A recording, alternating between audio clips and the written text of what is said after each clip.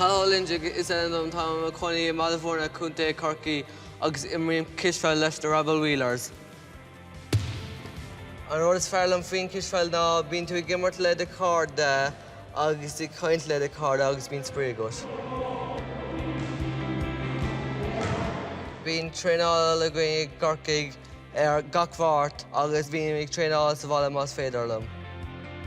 Bíonn cléithí a going gach bhí cúmar go dtí gclub, Belferiste, Ciarraí, Málatha Clia, Tibreán agus Ciarraí. Táim tréis an tír fad a heistil. Nuair thosaigh míad an tréáil caithfidh mé taobh suas ar dúis. Bhí mé déanamh cleachta na sciilne sa rang tréáil. Bhíonn bhíomh speisialta a going agóir na cléithí agus seo an ceann. Roimhis an cléithe taobh muid isteach i Chorcaí chun spreagadh thuair dá chéile.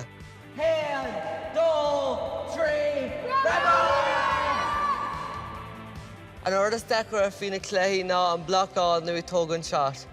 Bhhailm a bheith mar canar ar forantíntreach mar bíonn sé ag scóráil go minic. Bhhailm a bheith mar páirt sa forantíntreach nuair bíonn ní sinne. Bhíonn gach duine ar an foranigh tacu le chéile agus tá sé sin táchtach.